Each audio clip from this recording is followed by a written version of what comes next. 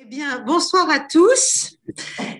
Pour cette troisième édition des Mardis de Géopragma, nous avons le grand privilège d'accueillir Michel Makinski, spécialiste émérite des questions concernant l'Iran, mais aussi le Moyen-Orient, qui appartient à l'Institut de prospective et de sécurité en Europe, qui est directeur de la société Ageronomis, qui est un cabinet de consulting justement sur les questions iraniennes et de la région, qui naturellement a publié beaucoup de choses, donc je ne vais pas les lister ici, mais sur son nom, vous pouvez les trouver, et qui publie d'ailleurs régulièrement aussi dans des revues et apparaît dans nos médias. Il est consulté régulièrement, non seulement par des entreprises, mais par des administrations, notamment sur les mécanismes d'échange économique et financier avec l'Iran. Et il va nous parler ce soir d'un sujet encore très peu défloré, qui est les premiers pas de la nouvelle administration américaine, l'administration Biden, à propos du dossier iranien. Et puis, bien sûr, on dérivera vers d'autres sujets qui sont connexes sans être annexes. Voilà. Donc, je vais tout simplement lui laisser la parole. Nous pour environ 3/4 d'heure. Nous aurons ensuite un débat avec des questions que vous pouvez poser. Vous pouvez demander la parole. Pendant qu'il s'exprime, je vous demande à tous de fermer vos micros, comme ça ce sera plus facile. J'espère que la technique va nous suivre et je lui laisse maintenant la parole. Merci beaucoup Michel d'être là ce soir.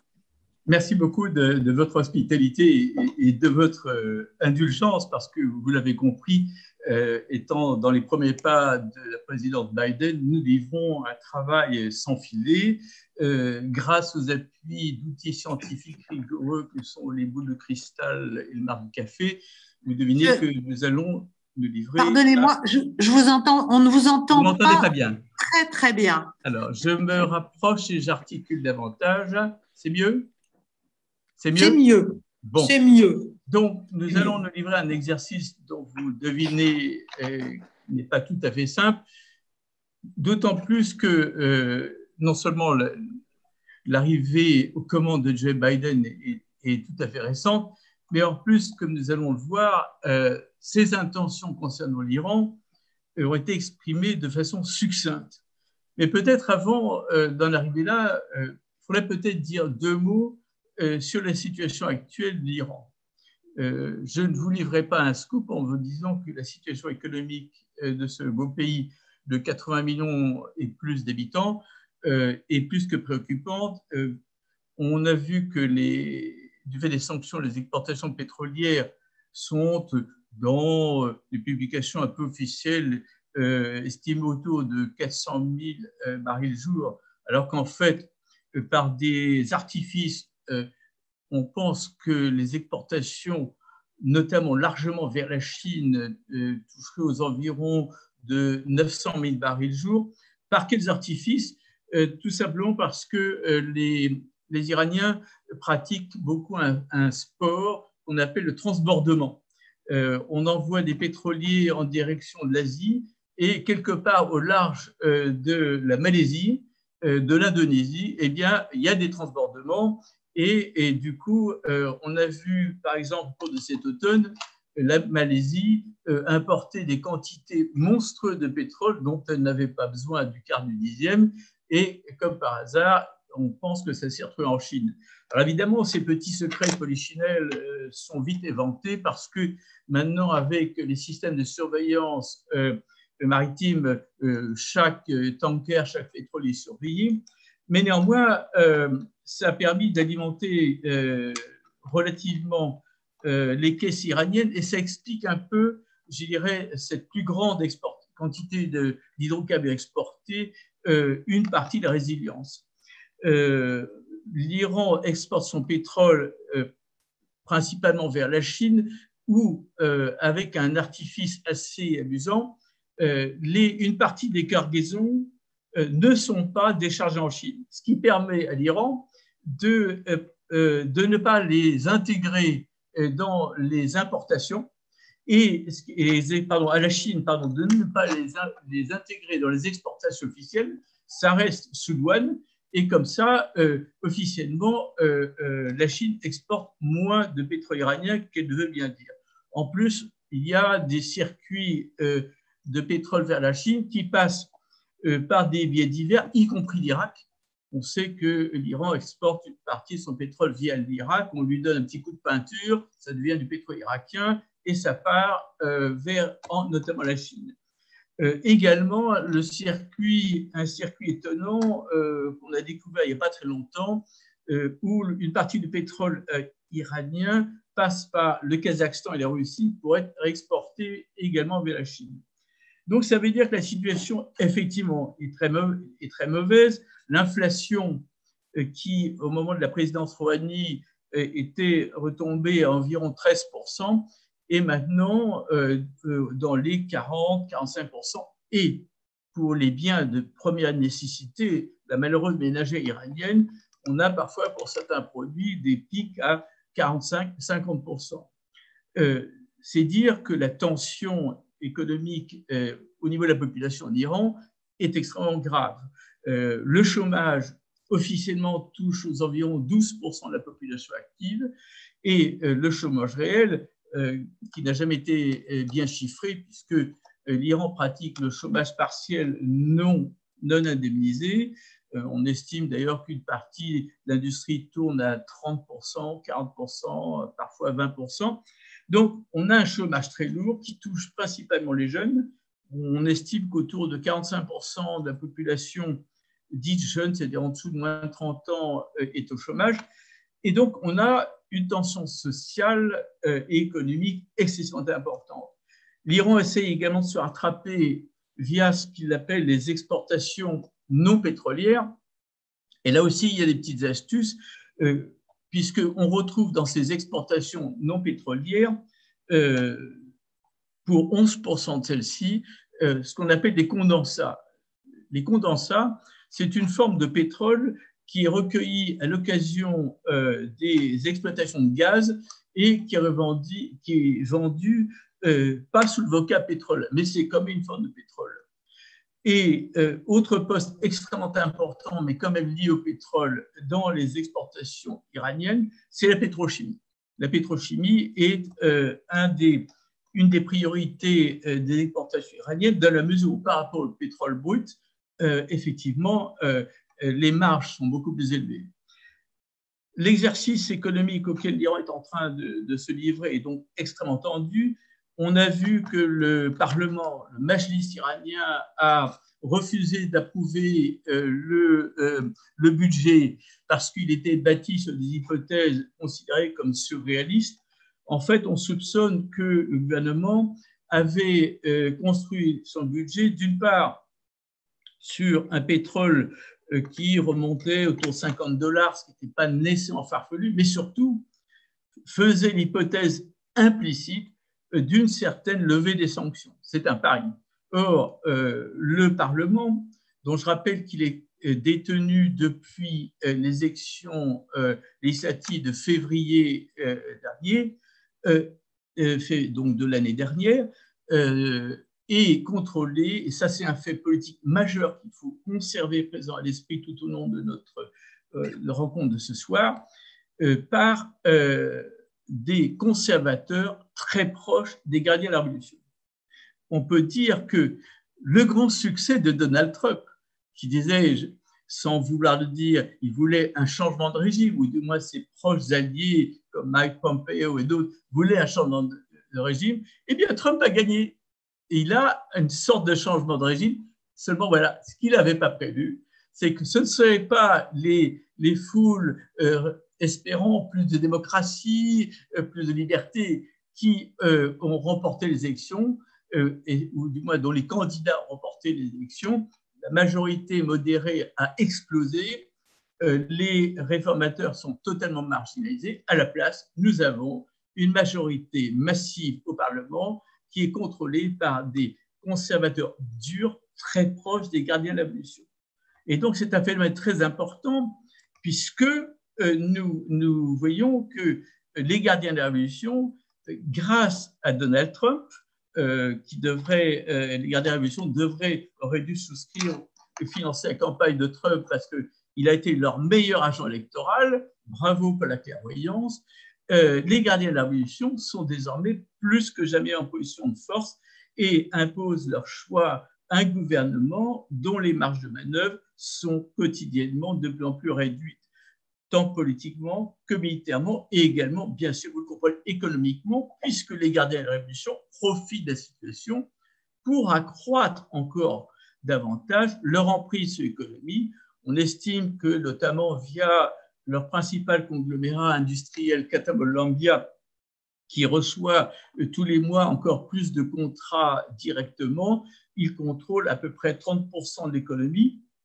Si on ajoute les fondations qui, elles, sont détenues, l'argent pas des religieux, elles comptent elles aussi pour à peu près 30%. Donc, on a ce qu'on pourrait appeler dans le jargon un secteur étatique plus parétatique qui contrôle 70% au moins de l'économie, ce qui laisse un secteur privé essentiel mais minoritaire de 30%. Ces élections législatives, pourquoi est-ce que j'en reparle? C'est parce qu'elles nous annoncent un calendrier encore plus redoutable, qui sont les présidentielles de juin 2021, où, comme on le sait peut-être, Rouhani, constitutionnellement, ne peut pas se présenter pour un troisième mandat, et où la plupart des analystes s'attendent à voir arriver des candidats conservateurs, puisque le Conseil des gardiens de la Constitution, aux ordres du guide, va faire comme d'habitude, et même pire, il va éliminer un maximum de candidats modérés. Donc, il va sélectionner très probablement une brochette de conservateurs. Et la grande, je dirais, l'hypothèse sur laquelle les analystes travaillent aussi bien en Iran qu'en Occident, c'est qu'il y a un risque non négligeable, il est même important, que ce soit un candidat non seulement conservateur, mais proche des gardiens de la Révolution qui devienne président. Et là, ça, en quelque sorte, ça parachèverait, sans être complet, l'emprise du pouvoir sur le pouvoir iranien des gardiens de la Révolution. Et ça, c'est un facteur déterminant qu'il faut avoir présent à l'esprit, indépendamment de ce qu'on va dire à propos des premiers pas de la présidence Biden à l'égard de l'Iran. C'est tout à fait fondamental, car, vous le comprenez, ces gardiens de la Révolution ne veulent pas entendre parler d'un retour à l'accord nucléaire. Pour quelle raison? C'est une simplicité enfantine. C'est tout simplement parce que les gardiens de la Révolution ont été les grands bénéficiaires et sont les grands bénéficiaires des sanctions à travers le marché noir, les activités économiques parallèles, le protectionnisme économique et tous les prébendes dont ils disposent. Qui dit lever des sanctions dirait l'ouverture de l'économie aux échanges internationaux, dont le développement mécaniquement du secteur privé, ce dont les gardiens de la Révolution ne veulent pas entendre parler. Et en même temps, et ça c'est un point important, la levée des sanctions, en particulier des sanctions bancaires, ne pourra se faire de façon optimale que si l'Iran adopte un certain nombre de réformes qui ont été demandées par le GAFI. Le GAFI, c'est le gendarme de la finance internationale, qui est d'incorporer dans la législation iranienne des lois qui imposent un, de la transparence, deux, une amélioration de la gouvernance, trois, une politique de lutte contre le financement et les financements du terrorisme, une politique rigoureuse de lutte en faveur de la transparence et de l'adoption des standards internationaux reconnus par les organes financiers internationaux. Et ça, les gardiens de la Révolution sont vent debout contre ceci. Parce que qui dit transparence dit la fin des petits trafics, la transparence absolue des circuits financiers, etc., etc. Jusqu'à présent, jusqu'à une date assez récente, les gardiens de la Révolution avaient avait obtenu que les lois qui avaient été adoptées par le Parlement précédent, donc avec majorité conservatrice modérée, ne soient pas finalisées et en quelque sorte approuvées par les organes qui permettent leur entrée en vigueur. Et les Occidentaux, les signataires de l'accord nucléaire, ont dit clairement aux Iraniens, si vous voulez que l'on puisse lever les sanctions bancaires et surtout que cette levée des sanctions bancaires ait une efficacité et produise des effets, il est indispensable que vous adoptiez ces législations, car sans ça, aucune banque internationale, étrangère, ne voudra opérer transaction avec vous. Et alors, qu'est-ce qui s'est passé? C'est assez nouveau, ça s'est passé les 3 derniers mois. On a vu le guide lâcher quelques petits messages en direction du Conseil de discernement, qui est l'organe qui supervise toutes les législations au-dessus du Conseil des gardiens, qui finalement permet de décider un peu comme un conseil constitutionnel. Ça n'est pas un conseil constitutionnel, mais c'est lui qui donne le feu vert. Le guide a donné instruction à ce fameux conseil du discernement de commencer à revoir ses lois. Et ça, c'est assez intéressant parce que, comme on va le voir, la posture du guide au moment de l'élection de Joe Biden a été de dire, c'est la position de façade, on comprend bien, je ne fais pas confiance aux Américains, ça il est constant là-dessus, on s'est fait rouler dans la farine par les Occidentaux, c'est-à-dire les Américains plus les Européens, on s'est fait rouler de la farine parce qu'ils nous avaient promis de lever les sanctions et en fait, sur le papier, ils les ont levées, mais en pratique, eh bien, ils n'ont pas permis que cette levée produise ses effets concrètement, qu'on puisse exporter ce qui nous rapporte le plus, en l'occurrence surtout le pétrole, l'hydrocarbure, un certain nombre de biens, et surtout que les circuits financiers fonctionnent, c'est-à-dire que les banques internationales et européennes en particulier marchent. Et il y a un vrai contentieux, non seulement, et j'y viendrai tout à l'heure, entre les Iraniens, les dirigeants iraniens, l'ensemble de la classe politique iranienne et non seulement l'Amérique, mais l'Europe, ils reprochent, alors il faut toujours être nuancé, avec une bonne foi qui n'est pas totale, et je vais expliquer pourquoi il n'est pas total, ils reprochent foncièrement à l'Europe de ne pas avoir été capable de faire front face aux États-Unis et de ne pas avoir imposé, aux Américains de la fluidité des transactions financières, de pouvoir exporter. Ils reprochent aux Américains frontalement de ne pas s'être opposés aux sanctions qui ont été prises successivement par Donald Trump, et en fait qu'ils reprochent concrètement le fait que l'Iran n'a pas tiré le bénéfice économique des sanctions. Et évidemment, la victime politique première, c'est Rouhani, qui est désigné par les conservateurs comme l'incapable, et les Européens sont désignés comme étant des gens à la fois manquant de courage et de mauvaise foi. Si on veut être parfaitement rigoureux intellectuellement, le procès d'intention que les Iraniens livrent en public à l'Union européenne, s'il n'est pas totalement dénué de fondement, on ne peut pas dire que nous ayons fait preuve d'un courage excessif. L'honnêteté intellectuelle oblige à reconnaître que, et on y reviendra tout à l'heure quand on reparlera des possibilités de levée de sanctions et leurs limites avec la présidente Biden, quand on va rentrer dans le vif du sujet, aucune banque internationale qui a des avoirs aux États-Unis, qui exerce des activités, qui est active sur le marché américain, qui opère des transferts en dollars, n'est candidate au suicide.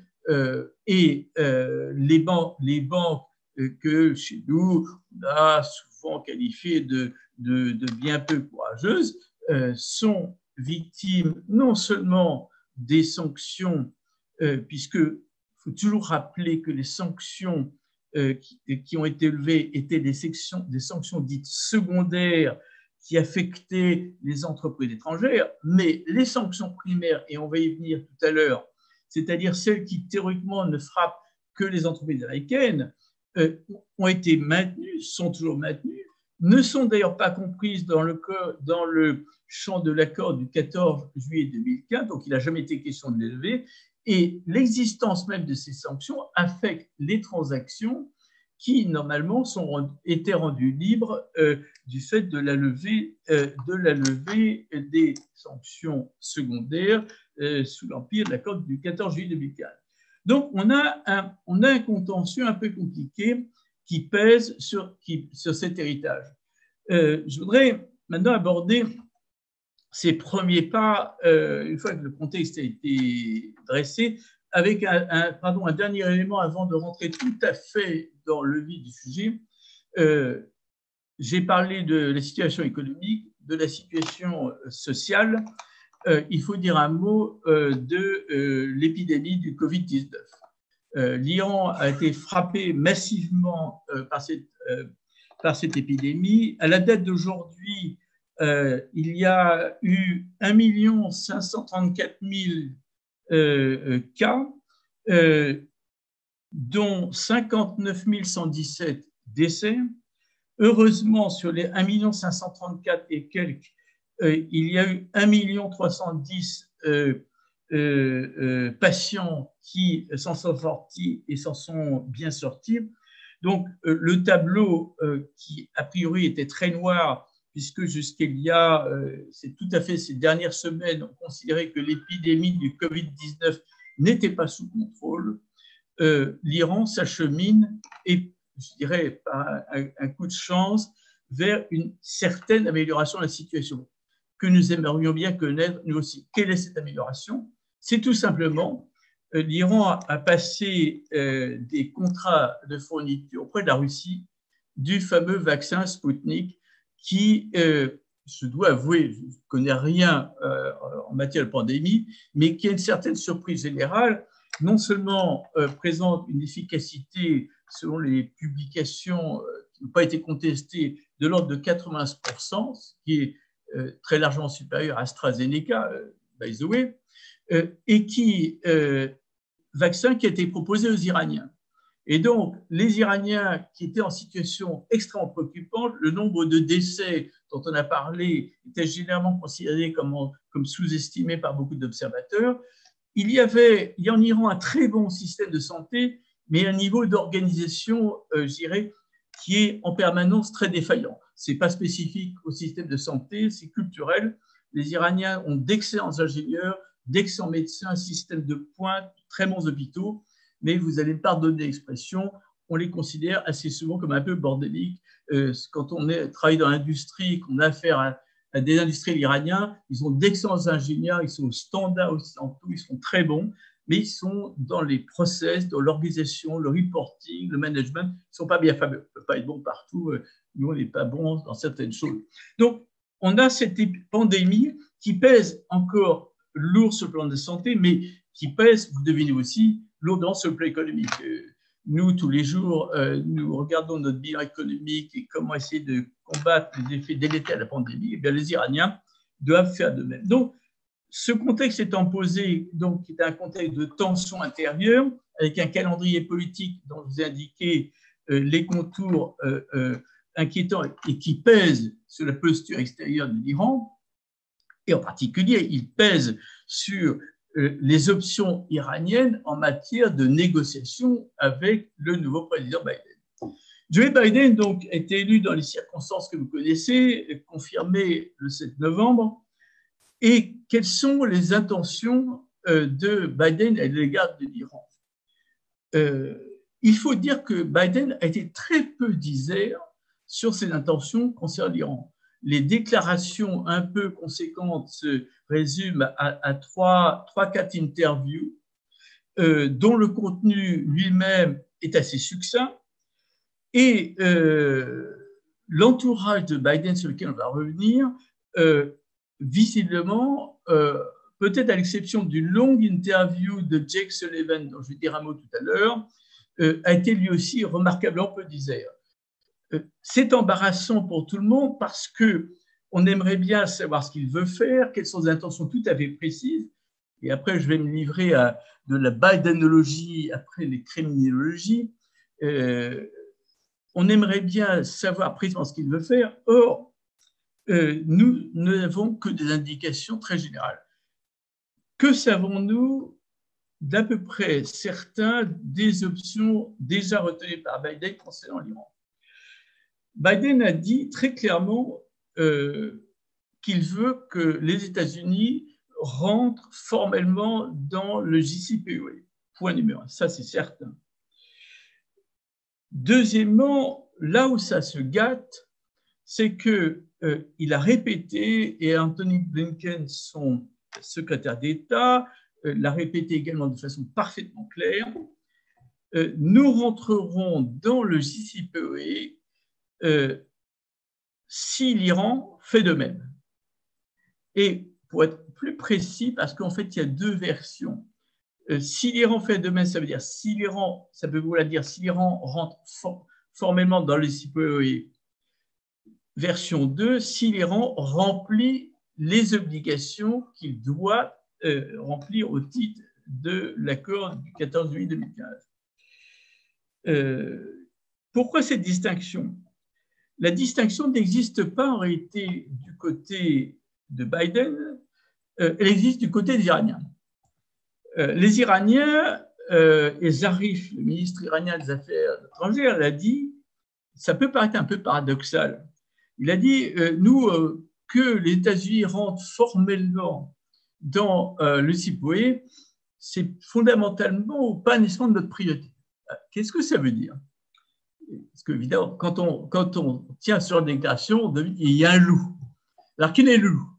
C'est que les Iraniens ont reconnu que si les États-Unis, en passant par le Conseil de sécurité des Nations Unies et en passant par l'étape préliminaire de la fameuse commission conjointe qui était devenue 4+1, c'est-à-dire les 4 membres permanents du Conseil de sécurité des Nations Unies plus l'Allemagne, et qui, si les États-Unis revenaient, deviendraient de nouveau les 5+1.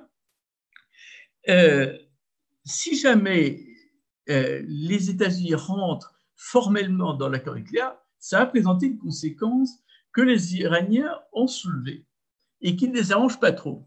Ça veut dire que l'Amérique recouvre son droit de façon licite à lancer le snapback. Et là, ça n'arrange pas trop les Iraniens. Et voilà pourquoi la position iranienne a très vite évolué en disant c'est pas une rentrée formelle de l'Iran, des États-Unis dans le JCPOA est-ce qui nous intéresse. Nous exigeons, et ça c'est la position névariature de l'Iran, que les États-Unis remplissent toutes leurs obligations. La position de départ de l'Iran, c'est celle-ci. Et pour être plus précis encore, et c'est là où nous allons identifier le cœur du problème qui se pose au jour d'aujourd'hui pour ces négociations et pour l'équipe de Biden et pour nous aussi d'ailleurs, c'est les Iraniens disent il n'est pas question que nous acceptions d'être obligés de faire un premier pas. Nous exigeons des États-Unis qu'ils lèvent préalablement tout seuls les sanctions et qu'ils reviennent, eux, entièrement au respect de leurs obligations de l'accord du 14 juillet 2015. C'est ce que les analystes ont appelé la bataille des You First. C'est vous qui devez faire le premier pas. Ah non, c'est vous qui faites le premier. Ah non, c'est vous. Ah ben non, c'est vous. Il faut encore être un peu plus précis. Les Iraniens, et là, le guide à Khamenei a précisé la position iranienne, disent nous, on ne fait pas confiance, c'est ce que j'ai dit tout à l'heure, on ne fait pas confiance aux Iraniens, ils n'ont pas appliqué l'accord, ils ont menti ouvertement, et pire que ça, ils ne se sont pas contentés de tricher avec l'accord, et pour eux, Obama ne vaut pas mieux que le vilain Donald, et on ne vous fait pas confiance. Et d'ailleurs, le guide a rappelé dans une interview récente qu'il avait dit à Rouhani, si vous négociez avec les Américains, moi, le guide, je vous demande de ne pas vous contenter de paroles, je vous demande expressément, je donne instruction d'obtenir d'Obama des engagements écrits. Et il se trouve que Rouhani ne les a pas obtenus. Et le guide, dans une très récente interview, s'est fait un malin plaisir de rappeler à Rouhani, les Américains par conséquent, idem aux Européens, ben, vous voyez, on ne peut pas vous faire confiance, vous avez triché, vous n'avez pas donné de garantie écrite, et donc on ne peut pas vous faire confiance. Quand on regarde le bilan des levées de sanctions résultant de l'accord du 14 juillet 2015, sanctions qui ont été levées au début janvier 2016, il faut reconnaître que les Iraniens ont quelques raisons de se plaindre. Et je rappelle souvent cet épisode qui est intervenu au début de l'année 2016 où les banquiers européens, je crois d'ailleurs que c'était plus ou moins organisé par l'Association européenne des banques, ont organisé une rencontre à Londres avec John Kerry. Et il y avait au moins une, si c'était deux banques françaises qui y participaient. Et pour protester, John Kerry était le secrétaire d'État aux Affaires étrangères sous Obama, pour protester très vigoureusement contre le fait que les sanctions secondaires bancaires étaient levées sur le papier, mais en pratique, aucune banque européenne et internationale largement ne voulait opérer de transactions avec l'Iran, bien que les sanctions bancaires stricto sensu fussent levées. Pourquoi les banques en question ne voulaient pas et ne veulent toujours pas le faire? Souvent, on met en avant les sanctions. Et là, je vais opérer une distinction, pardon pour ceux qui ont déjà subi ce petit laïus, mais il est important de le rappeler. Sous le vocable sanction, nous, souvent, on rassemble deux choses très différentes. Les sanctions d'un côté et les pressions d'autre part. Les sanctions, résultent d'un texte qui peut être national, américain, communautaire, Union européenne ou des Nations unies. Les pressions ne résultent d'aucun texte. Alors, quelle est la différence fondamentale entre les deux en dehors de la distinction formelle? Eh bien, les pressions, par exemple, comportent des gradations depuis ce qu'on pourrait appeler le soft, c'est-à-dire, dans le jargon épouvantable, le risque réputationnel. Alors, en bon français, ça veut dire des articles incendiaires dans des quotidiens comme le Wall Street Journal ou d'autres, disant la banque une telle, l'entreprise une telle commerce avec l'État terroriste, ce sont des gens épouvantables, ils ont du sang sur les mains. Traduction française, éviter de faire des affaires avec ces gens aussi peu recommandables. Ça, c'est la version soft. Version un peu moins soft, c'est des vraies campagnes sournoises de boycott pour écarter ces banques et ces entreprises européennes, donc françaises bien sûr, des marchés. Et trois, des choses beaucoup moins soft, ce sont des instructions données aux fonds de pension américains qui sont des vraies puissances, puisque ça représente des millions de retraités américains qui, pour avoir une retraite, placent leurs économies. Et ces fonds de pension, souvent remarquablement bien gérés, ont placé d'importants avoirs dans des groupes européens et français notamment. Et ces malheureux fonds de pension, qui ont été ravis jusque-là de faire de bons placements, reçoivent des conseils très appuyés de désinvestir des banques et des groupes industriels pour faire chuter le cours de bourse. Alors ça, c'est tout qui tue. Voilà pourquoi les organes de régulation interne au sein des banques, on appelle dans le jargon les compliance bureaux, les services de conformité, enjoignent aux directions des banques de s'abstenir de faire des transactions avec l'Iran, car soit elle risque des sanctions. Alors, quelles sanctions risque-t-elle? Je vous ai dit tout à l'heure que les sanctions bancaires étaient élevées, au moins sur le papier. Mais en réalité, il y a des trous. Par exemple, l'exposition au dollar. En théorie, on peut faire des transactions avec d'autres monnaies. On va imaginer, par exemple, une transaction entre du rial omanais et de l'euro. Là, pas de dollar.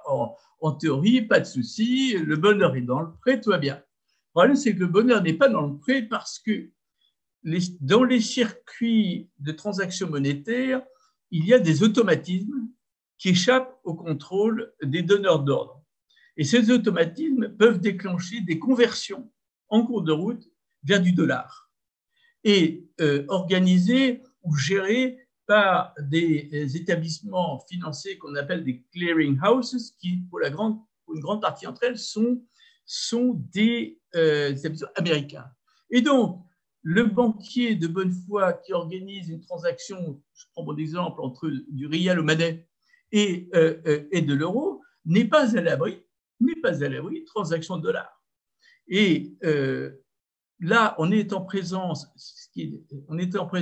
du risque qu'a subi notre malheureuse BNP. La BNP avait opéré des opérations par une filiale suisse, un peu évidemment qu'elles sont critiquées, mais si à un moment donné ces opérations n'avaient pas flirté avec du dollar, juridiquement, la BNP n'aurait pas encouru l'énorme pénalité qui l'a frappé très durement.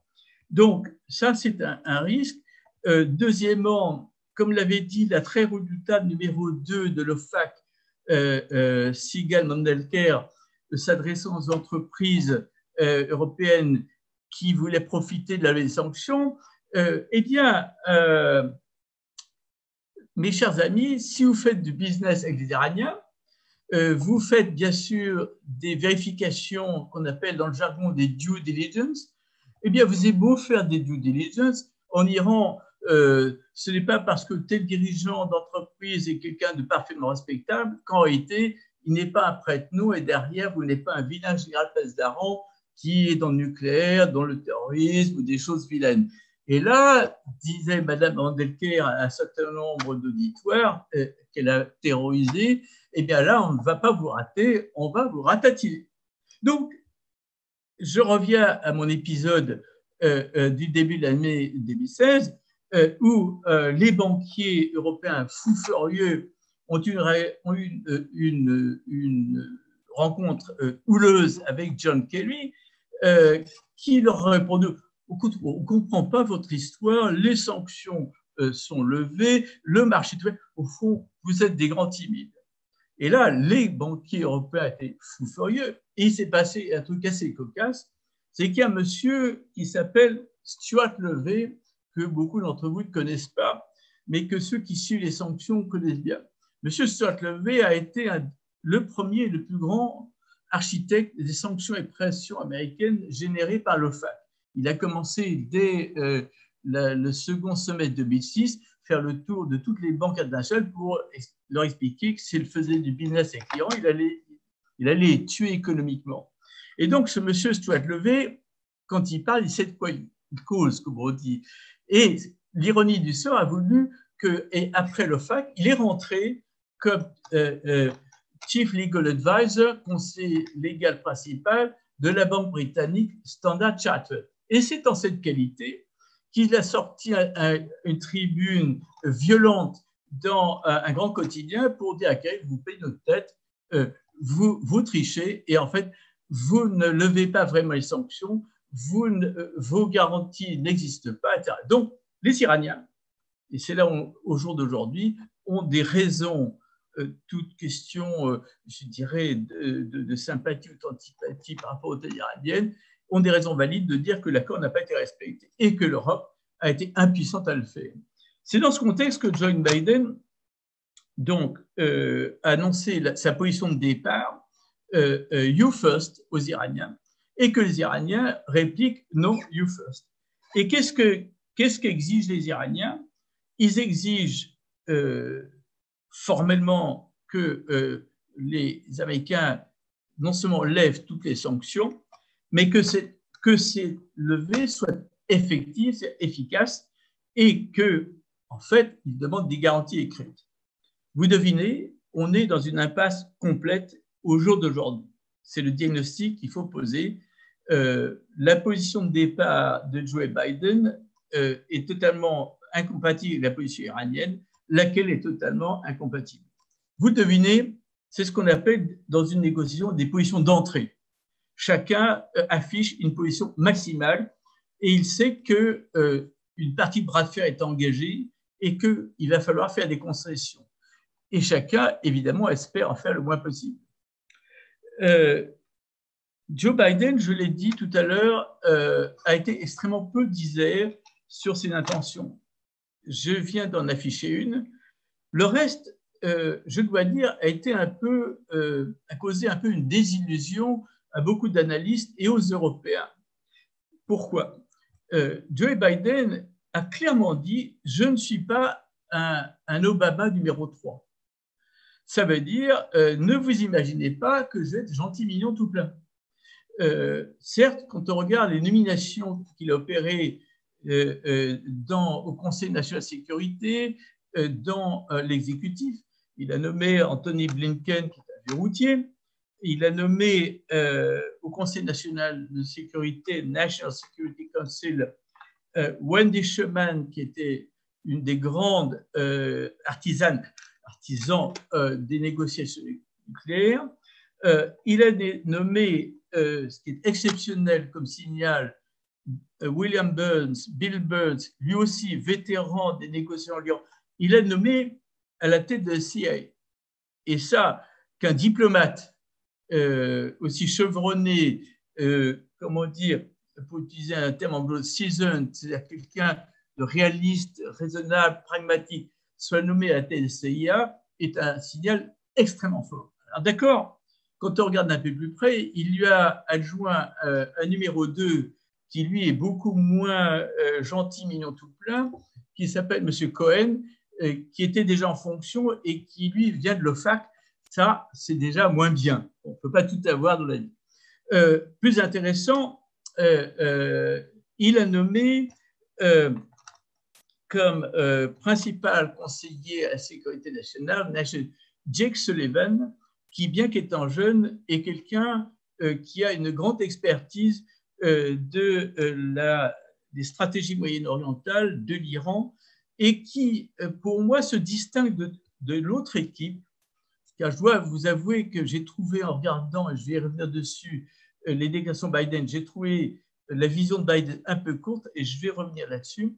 Mais je trouve que tranche dans le cabinet de Biden, Jake Sullivan, qui est le seul dans tout le cabinet à avoir sorti une vraie vision stratégique sur quelle pourrait être la relation de l'Amérique à l'égard de l'Iran, tant sur le point de vue nucléaire que même pour la suite. Et surtout, il a dévoilé une stratégie que j'ai trouvée à la fois originale et intéressante de la posture américaine possible à l'égard des attitudes iraniennes dans la région. Alors qu'on a eu droit depuis 2 ans à des propositions iraniennes, russes, chinoises et d'autres d'ailleurs sur un système de sécurité régionale très structuré, Jake Sullivan tranche sur tous en proposant une approche informelle où dont l'Amérique ne serait pas partie intégrante, c'est-à-dire ne ferait pas partie du système, mais serait en quelque sorte marraine comme acteur de bonne volonté. Et ça, c'est une vision que je trouve très originale, poussant bien sûr aux mesures de confiance step by step, etc. Mais ça, c'est ce qu'on trouve dans tous les schémas d'organisation régionale de sécurité au Moyen-Orient.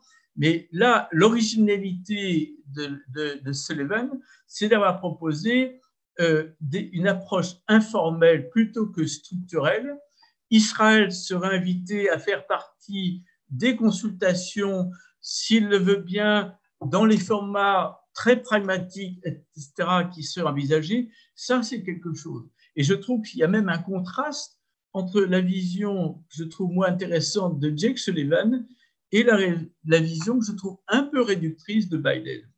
En quoi consiste la vision de Biden? Parce qu'il faut revenir à Zeus avant de regarder les divinités périphériques. Enfin, ce n'est pas une insulte pour les autres qui sont très bien. Biden a dit si le retour au JCPOE contre retour au JCPOE conditionnel, ça marche, eh bien, à ce moment-là, on pourra prévoir une deuxième négociation pour un JCPOE augmenté dans l'intensité, l'importance des obligations qui seraient mises à la charge de l'Iran et augmenté également dans sa durée. Alors, ça fait allusion à ce qu'on appelle les sunset clauses, qui étaient toutes ces clauses qui viennent à échéance en 2022-2023, qui avaient été incluses dans les JCPOE. Et à cet égard, ces deux éléments de position de Biden, à mon avis, sont très en deçà de ce qu'on pouvait attendre. Et c'est là où je voulais en venir, montre que Biden, au moins dans cette posture de départ, est finalement présente des éléments de continuité, certains éléments de continuité avec la posture de Trump, de Bush et également d'Hillary Clinton. À savoir, on ne renonce pas à obtenir de l'Iran des engagements supplémentaires. On ne renonce pas à négocier avec l'Iran un changement d'attitude régionale, alors, sous le vocable soutien au terrorisme, ça veut dire soutien au Hezbollah, soutien aux milices irakiennes et soutien au Yémen. Et, autre chapitre mis en avant par Biden, également, on veut obtenir une négociation sur les missiles.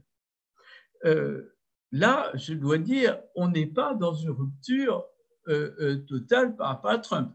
La différence entre Trump et Biden, évidemment, vous la voyez tout de suite, c'est que dès l'abord, Biden a dit je ne veux pas faire du en force, je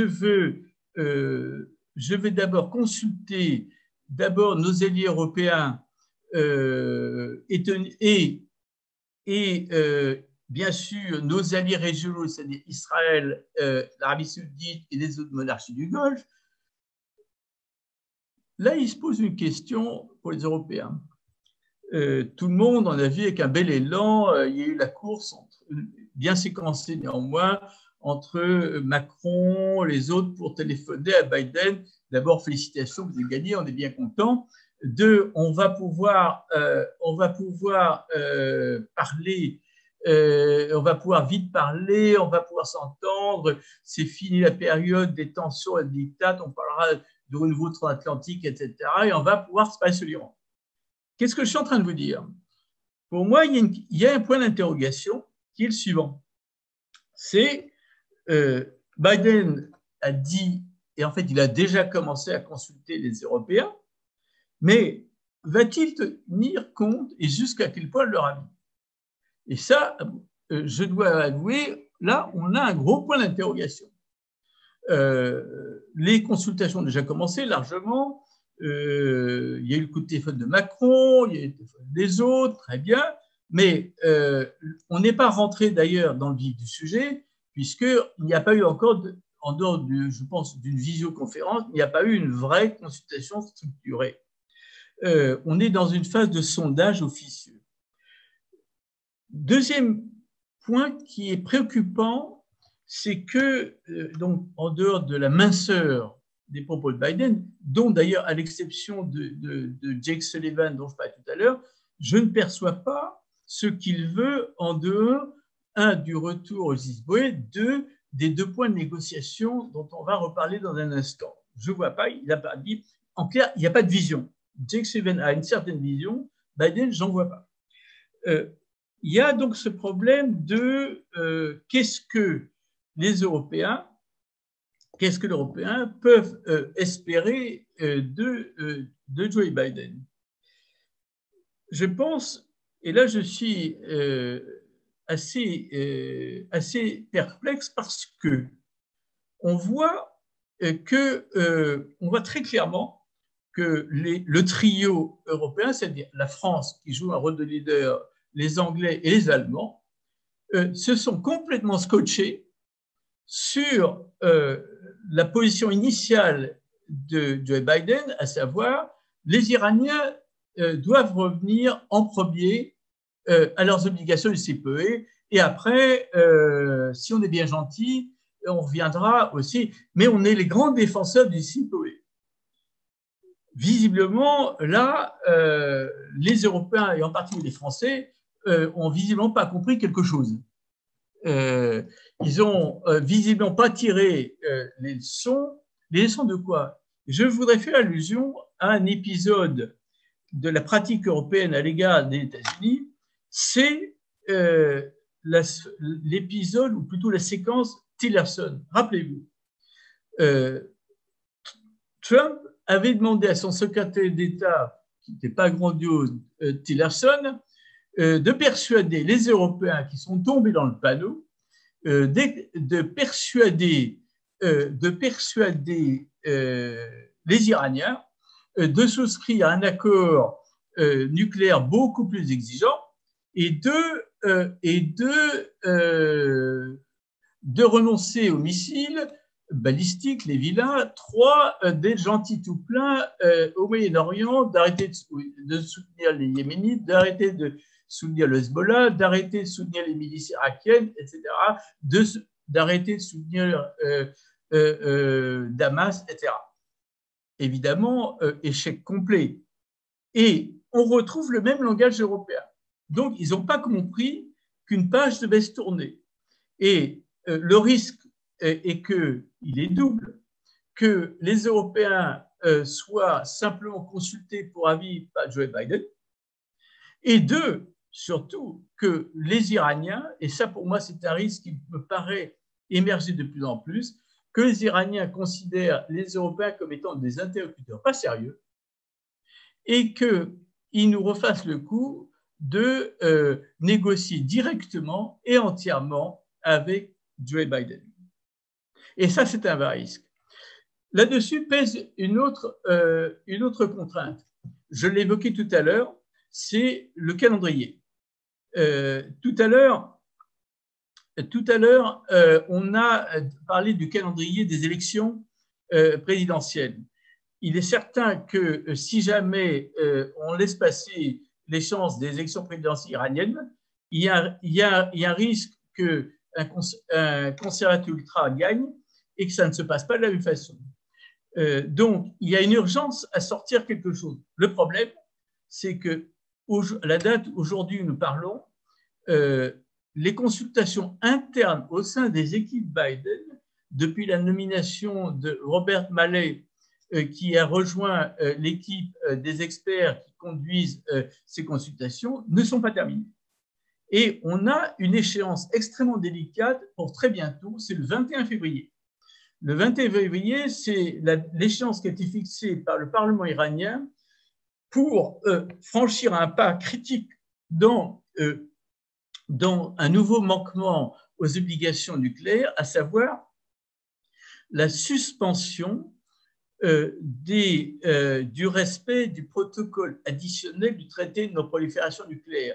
La disposition principale de ce protocole additionnel, qui n'est pas obligatoire puisque l'Iran en fait une application purement volontaire. Et l'Iran a dit que si le 21 février, les flux bancaires n'étaient pas rétablis, qu'ils ne pouvaient plus exporter de pétrole et quelques marchandises critiques, eh bien, il suspendait l'application volontaire de ce protocole additionnel. Ça veut dire, en clair, une diminution des possibilités d'accès de l'Agence internationale pour l'énergie atomique aux installations nucléaires. Et là, Israël est monté au créneau et a fait savoir que si jamais l'Iran se lançait là-dedans, Israël, qui par ailleurs, pour ce qui est de Netanyahou, a des problèmes politiques intérieurs tout à fait sérieux qui le poussent à une position encore plus maximaliste, Netanyahou a dit et a fait dire par certains de gens qu'il n'excluait plus une opération militaire. Donc, on fait monter les enchères. C'est une pression directe sur Biden pour essayer de sortir quelque chose d'ici le 21 février. Et je vous rappelle, on est le 16, hein, donc c'est dans 5 jours. Alors, qu'est-ce que peut faire Biden? Biden est en train de se creuser les méninges pour savoir quels sont les gestes symboliques qu'il peut faire. On en a une vague idée. La première serait de fluidifier déjà, alors que les États-Unis sont tenus de le faire, mais en pratique ne le font pas, les flux financiers permettant à l'Iran de se fournir en vaccins et médicaments contre le Covid-19. Il y a notamment des fonds iraniens très importants bloqués dans plusieurs pays, dont la Corée du Sud, ce qui a généré d'ailleurs un incident puisque les Iraniens avaient arraisonné un tanker sud-coréen il y a un mois. Ils ont les Iraniens disent aux Sud-Coréens si vous voulez que je relâche le bateau et le capitaine, vous relâchez l'argent. Deuxièmement, on pourrait également donner des assurances à ce que les dispositifs Europa Instex qui paralysés fonctionnent. Et en relation avec ce que j'ai dit sur les flux financiers pouvant émaner de pays comme la Corée du Sud, faire que le mécanisme suisse qui a été mis en place par les Américains avec une banque genevoise, la banque de commerce et de participation, qui suppose un contrôle préalable de l'OFAC sur chaque transaction, puisse fonctionner. Donc, on a des idées sur quelques gestes, et là, la pendule est remontée, le chronomètre est remonté, et on ne sait pas où ça va aller. Et la pendule court, et on ne voit pas pour l'instant ce qui va se passer. En même temps, vous remarquerez qu'on n'entend pas beaucoup parler ni de la Chine ni de la Russie. La Chine et la Russie, officiellement, sont supposées soutenir à bout de bras l'Iran. Ils soutiennent bien sûr officiellement la levée des sanctions et le retour immédiat de l'Amérique aux IPOE. En pratique, la posture russe est beaucoup moins évidente. D'abord parce qu'elle redoute le retour d'un acteur important du marché pétrolier sur un marché qui est déjà saturé. Ce n'est pas pour rien que l'OPEP a décidé une réduction de production et un Iran qui reviendrait sur le marché pétrolier, ça n'arrange pas les affaires de tout le monde. La Chine, qui est le principal client, comme je l'ai dit tout à l'heure, je ne sais pas de combien de temps je dispose, mais il va falloir que je m'arrête pour permettre aux gens de poser des questions. Oui. De combien de temps? Encore quelques minutes, puis après on va passer aux questions. Dans 5 minutes, avant que tout le monde ne collapse pas, donc on distribuera les aspirines. Donc, la Chine joue un double jeu puisque le fameux pétrole qu'elle achète, en fait, elle ne le paye pas, puisque le yuan étant une devise qui n'est pas convertible, elle le paye en marchandises ou en investissement dans des infrastructures, ce qui ne fait pas l'affaire des Iraniens qui, eux, ont besoin de devises, en particulier d'euros. Donc, on a cette situation particulièrement paradoxale où la Chine, comme la Russie d'ailleurs, tient à ménager l'Arabie saoudite. Il ne faut pas l'oublier. La Chine ne met pas tous ses œufs au même panier, et la Russie non plus. Et ce qui fait que l'Iran, qui par ailleurs n'est pas soutenu autant qu'il le voudrait par la Russie en Syrie, où ils sont en réalité en concurrence. On parle toujours de l'alliance syro-iranienne et surtout irano-russe. En réalité, ce qu'on observe en Syrie, c'est que les Russes et les Iraniens sont en concurrence, à commencer par se nourrir sur la bête. Car les deux pays essayent de prendre des assets économiques, des parts de l'économie pour se rembourser d'une partie de l'effort militaire. Et la Russie est très pressée de le faire parce que son économie étant en mauvaise forme, elle a besoin de diminuer son dispositif, etc. Et donc, elle fait pression sur les Iraniens et sur les Syriens. Et les Iraniens n'étant pas en position de force, ils sont bien embêtés. Les Saoudiens qui sont remontés comme des pendules, qu'on a une perspective de retour ici. Voient un Biden qui les inquiète parce qu'en fait, Biden, dans la continuité de Trump, à cause et notamment dans le cadre des accords Abraham dont vous avez entendu parler, c'est-à-dire la reconnaissance réciproque d'Israël et des Émirats arabes unis, les conversations avec Bahreïn, les conversations avec d'autres, etc., visent à organiser la sous-traitance de la sécurité régionale par les monarchies arabes avec moins de présence physique américaine, mais avec des fournitures de matériel. Et donc, c'est ce qu'on a. Biden, de ce point de vue-là, présente une certaine, et je vais m'arrêter là pour permettre à ceux qui l'écoutent et le supportent encore de poser des questions. Biden, là, est dans une certaine quantité par Trump, c'est-à-dire il cherche à tirer de l'avantage économique, se retirer physiquement et sous-traiter une partie ou une bonne partie de la sécurité régionale aux locaux, ce qui fait que l'Arabie saoudite, comme d'autres, regardent aussi des solutions de rechange, font les yeux doux aux Chinois, font les yeux doux aux Russes, et donc on est dans une phase que vous devinez encore très incertaine de recomposition, avec un Israël qui se demande sur quel pied va danser. Netanyahou vient de nommer un nouvel envoyé, je vais m'arrêter là, pour essayer de faire une ultime pression sur Biden, et là, les jeux sont ouverts, les boules de cristal sont en service et le mar de café également. Je vous remercie. Merci infiniment, cher Michel, de cet exposé extrêmement complet et brillant, parce que c'est difficile de parler de toutes les ramifications de cette affaire.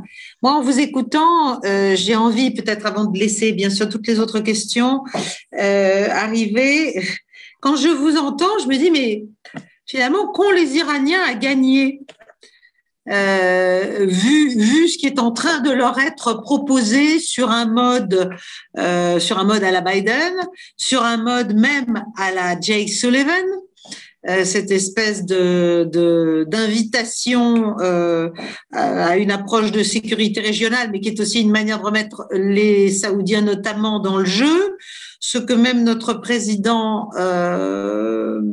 à nous, Français, semble trouver éventuellement intelligent, qui est à mon avis extrêmement dangereux.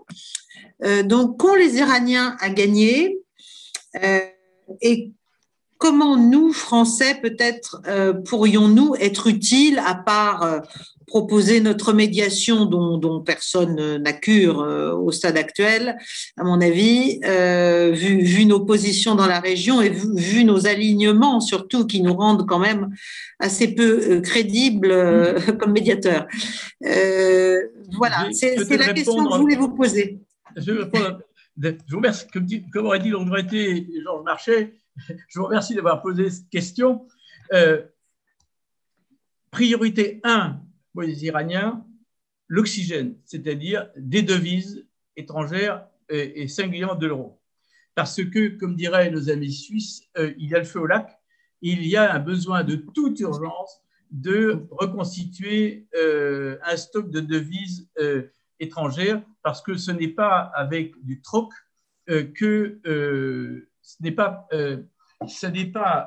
avec du troc qu'ils en sortiront. Tous les mécanismes de barter, que ce soit Istex, mais d'autres, les Iraniens ont mis au point tous des systèmes de barter avec tous les pays voisins, avec l'Irak, avec l'Inde, le Pakistan, la Chine, etc. Donc, on a des systèmes qui permettent d'écouler un peu certaines choses, mais qui ne répondent pas aux besoins immédiats, urgents, à tout prix, avoir tout de suite des devises étrangères. Ça, c'est la priorité 1. Donc, s'ils ont quelque chose à gagner, c'est ça, et c'est la seule chose. Oui, mais les Européens sont alignés sur les positions américaines déjà. Donc, ils ne le feront pas. Les Européens Alors, je voudrais faire une petite distinction. Quand on dit Européens, j'aurais envie de distinguer ce qu'on appelle dans le jargon les E3, c'est-à-dire les Français, les Anglais et les Allemands qui sont complètement alignés, et je dirais l'Union européenne, non pas en tant que les différents pays, mais en tant qu'institution. Je voudrais quand même rappeler le rôle colossalement important qu'a eu Federica Mogherini quand elle était à la tête de la diplomatie européenne, qui est allée très au-delà de son rôle formel. Elle a sauvé l'accord, elle a pris des risques personnels considérables. Et je dois avouer, dans ce paysage morose, on a plutôt une bonne surprise avec son successeur, Josep Borrell, qu'on aurait été tenté de prendre pour un personnage un peu secondaire. Et je dois dire, il faut lui rendre hommage, il est dans la droite ligne de Federica Mogherini, mais évidemment avec moins d'influence, etc. Donc, l'institution Union européenne joue le jeu autant qu'elle le peut, dans les contraintes qui lui sont imposées, d'ailleurs, notamment par les E3, qui font un suivisme et qui ne réalisent pas, qui n'ont rien à gagner. Vous m'avez tendu une perche que je vais saisir sur la position du président Macron. Je tiens à vous dire très clairement qu'elle est tout bonnement catastrophique. Et elle est catastrophique d'abord pour la solution envisagée, parce que c'est un non-starter pour l'Iran. Il n'est pas question que l'Arabie saoudite prenne part. Il faut être précis. Le président de la République, si on a bien compris son propos, a dit il est très regrettable que l'Arabie saoudite n'ait pas été impliquée dans les négociations de 2015. Il faudrait pas ceci, ce que tout le monde comprend, et le président ne l'a pas démenti, comme participant aux négociations. Et ça, il est clair que n'importe qui comprend que c'est strictement impossible et que c'est une provocation avec un grand pays. Que l'Arabie saoudite soit consultée au sujet du contenu de cet accord, ça peut se défendre, même si l'Iran, pour de bonnes raisons, pousse des grands cris en disant non, pas question, jamais. Biden, après tout, est libre de consulter ce qu'il veut. Vu son électorat, il est quand même. Les démocrates, contrairement à une légende qui court chez nous, ne sont pas tous des clones de M. François Bayrou. Il y a là-dedans des gens qui sont extrêmement proches du Likoud et parfois plus proches du Likoud que certains républicains convenables et bien élevés. Donc, il faut faire un peu attention à ça. Donc, Biden a une marge de manœuvre très faible. Il est obligé de tenir compte des groupes de pression israéliens et manipulés par le Likoud. Donc, qu'il consulte les Israéliens, qui consultent les Saoudiens, les Émiratis, les autres, n'a rien de choquant, même si les Iraniens diront le contraire. Mais ce qui est un no-go, pardonnez-moi, l'anglo-saxonisme, c'est bien sûr ceci. Pourquoi le président Macron a-t-il dit ceci? Malheureusement, c'est triste à dire, il y a deux hypothèses, une hypothèse charitable et une hypothèse moins charitable. L'hypothèse charitable serait qu'il n'a pas bien réfléchi, qu'il est allé un peu vite, que voilà, bon, ça c'est bon, moi je suis bon chrétien, du coup je suis naturel charitable. Il y a une hypothèse moins charitable que les Iraniens ont immédiatement soulevée, évidemment elle est assez séduisante, c'est que relevant que le président va très prochainement faire une visite en Arabie Saoudite et qu'au programme des discussions figurent beaucoup de choses, dont, c'est officiel, coopération militaire. Pas besoin de faire un dessin. Et les Iraniens ont tout de suite dit, écoutez, là, il s'est vautré, pardon l'expression, au pied des Saoudiens pour pouvoir vendre nos jolis matériels, et donc il n'est pas crédible. Alors, soyons sérieux, cette affaire est embêtante parce que le président a revendiqué le rôle d'honnête intermédiaire. Il s'est tiré une balle dans le pied. François Nicolot a sorti une tribune très bien faite, comme il le fait, l'ancien ambassadeur en Iran, dit le médiateur, c'est celui qui va écouter les uns les autres, met les uns en présence, regarde s'il y a des solutions, etc. Ce n'est pas ce qui s'est passé. Donc là, il y a un vrai gros problème. Et le risque, et c'est là que je vais arrêter pour permettre aux autres de poser des questions, c'est que la France soit complètement marginalisée et qu'on ne soit plus un interlocuteur valide pour les Iraniens en tout cas, pour certains autres pays du Moyen-Orient, et enfin que par politesse, Biden nous consulte, mais que tiendra-t-il compte de nos avis ça me paraît, après un départ comme celui-ci, pas évident. Voilà, là, je n'entends plus. Voilà. Ah, c'est bon. Voilà. Voilà, très bien. Bon, ben, je suis désolée, j'ai un petit problème de micro. Bon, oui, eh ben, je suis d'accord avec vous. Pour être médiateur, il faut être capable d'avoir une position médiane. Donc, de n'être pas soi-même tenu par d'autres, soit Intérêt, voilà. préoccupations, soit intérêts, voilà, soit intérêts. Donc, très bien. On va passer aux questions alors de ceux qui sont présents en ligne. Donc, alors, ce qu'il faudrait, c'est que voilà, la personne qui souhaite poser une question, ben voilà, je vois Patricia. Donc, Patricia Lalonde, notre vice-présidente, à ta gauche, Patricia, ou à ta droite. Caroline? Oui. Christopher, est-ce que je peux poser la question pendant que… Oui. Voilà, d'accord. Oui. Merci beaucoup pour voilà. vos propos très éclairants. Ah, je ne vous entends pas bien, excusez-moi, vous ne pouvez pas un tout petit peu plus fort? Est-ce que vous m'entendez? Oui. Voilà. Donc, je vous remercie pour vos propos très éclairants. Christopher Conen, secrétaire général de Géopragma. Deux questions en une. Est-ce que Jake Sullivan, selon vous, peut influer ou changer le point de vue de Biden sur la sortie de crise, c'est-à-dire de faire un pas en avant de chaque côté, donc pour éviter un peu la sclérose dans laquelle nous sommes aujourd'hui?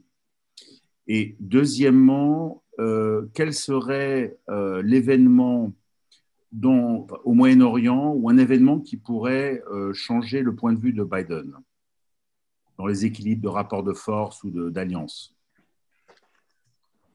Alors, la première question, on est actuellement dans un processus délicat qui est que, apparemment, Robert Malley est en charge de coordonner, dans ses missions qui lui ont été confiées, les positions de l'ensemble des conseillers d'une part, des agences et administrations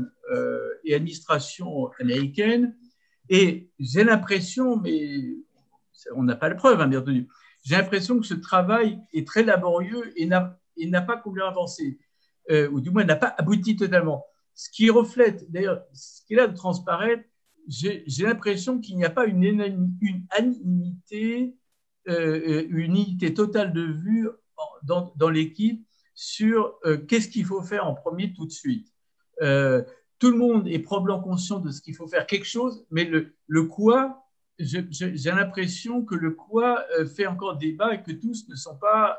le consensus n'est pas arrêté, à mon avis, au jour d'aujourd'hui. Ça devient très urgent, puisque c'est dans 4 jours, dans 5 jours qu'il faut parvenir à cette solution, d'autant que consultation interne plus consultation externe, les Européens plus inévitablement les Saoudiens et les Israéliens. Alors, là, pour répondre quand même de plus précise à votre question, j'ai l'impression que Sullivan s'est concentré sur ce que j'appellerais la phase 2 de la négociation, c'est-à-dire le champ régional. Je l'ai trouvé, il a des positions assez alignées sur Biden sur la phase 1, mais il a été plus créatif sur la phase 2. Donc, il va certainement peser là-dessus. Il va probablement dire, ou suggérer à Biden, donner très vite aux Iraniens des indications sur ce qu'on va faire en phase 2, en sorte que ce soit acceptable pour vous. Je voudrais dire d'ailleurs un mot sur la notion des missiles, parce que c'est un point très dur qui est ressorti par aussi bien du côté américain qu'européen. Dans le papier que j'ai sorti dans la revue Les clés du Moyen-Orient, j'ai mis en lumière un point qui me paraît important là-dessus. J'ai la conviction absolue que le problème des missiles balistiques, c'est-à-dire ces missiles qui sont soupçonnés ou supposés pouvoir porter une charge nucléaire, est un piège et un faux problème. Pourquoi? Parce que, de mon point de vue, et je ne suis pas le seul, la supériorité en termes de danger et risque militaire iranienne ne réside pas dans ces missiles qui sont d'une portée d'environ 2000 km, qui sont des missiles d'origine nord-coréenne, bidouillés, etc., que l'on débatte sans fin pour dire s'ils sont prêts ou conçus pour emporter des charges nucléaires me paraît un débat philosophique. Le vrai problème est que pendant ce temps-là, les Iraniens ont acquis une supériorité militaire extrêmement préoccupante avec les missiles de croisière dont ils se sont servis en Arabie Saoudite sur les fameuses installations pétrolières et qui ont fait preuve d'une redoutable efficacité. Deuxièmement, sur la base américaine qui a été bombardée en Irak, qui a servi de représailles limitées à la suite de l'élimination du général Soleimani. Donc, pour moi, les Iraniens qui répètent, à qui veulent l'entendre, nous négocierons jamais les missiles, je suis convaincu qu'ils sont prêts à le faire. D'ailleurs, quand le guide, ce n'est pas la première fois, dit « je ne négocierai jamais », il y a toujours un petit « sauf si », et surtout, on connaît bien la manière iranienne de l'héroïque, du poison amer du calice de Khomeini à la fin du conflit Iran-Irak en 88, de l'héroïque flexibilité du guide Khamenei lors de l'accord d'Isboé, suivi de la patience stratégique après l'assassinat de Soleimani. Je suis confiant, il trouvera une autre expression. On ne négociera jamais, mais on trouvera quelque chose. Donc là-dessus, le point essentiel, s'il fallait s'inquiéter de quelque chose, ce sont les missiles de croisière couplés à l'effet saturation, c'est-à-dire des drones d'une part, et deuxièmement des autres types de missiles, la combinaison des trois étant pratiquement impossible à éliminer ou intercepter à 100%. C'est ça le risque majeur, et c'est ça qui inquiète Israël. Israël parle du nucléaire, mais en réalité, Israël est terrifié par la combinaison missiles de croisière, drones, roquettes, que même les systèmes les plus perfectionnés, Dôme, les trois grands systèmes israéliens, ne peuvent intercepter à 99%. Il suffit de 2 missiles sur une ville pour que c'est égal à 0. 99% égale 0. Il faut bien comprendre. Oui. Donc pour vous, alors maintenant, l'événement qui peut changer, c'est un coup israélien pour tenter d'organiser un dérapage. Netanyahou y songe. Il y a une bataille interne un peu inquiétante en ce moment entre différents segments de l'appareil militaire israélien, entre le chef d'état-major et le patron des services du Mossad. Il y a une petite bataille interne pour savoir qui sera le bon porte-parole de Netanyahou. C'est une affaire à suivre d'assez près qui inquiète un peu les observateurs, pour tout vous dire. Donc peut-être un changement à la tête d'Israël pourrait changer la donne. Est-ce que ça dépend qui? Il ne faut pas oublier que la classe politique israélienne présente cette double particularité. En dehors de la première, c'est la moins intéressante et qu'elle est très largement corrompue, mais surtout, elle est l'otage des ultra-orthodoxes. Quelle que soit la majorité par nature fragile à la Knesset ou au gouvernement, tout ce que vous voulez, les ultra-orthodoxes tiennent toute la classe politique en otage. Et donc, n'oubliez pas, on est quand même dans un pays où vous avez des gens armés jusqu'aux dents qui vont jusqu'à tirer sur les militaires.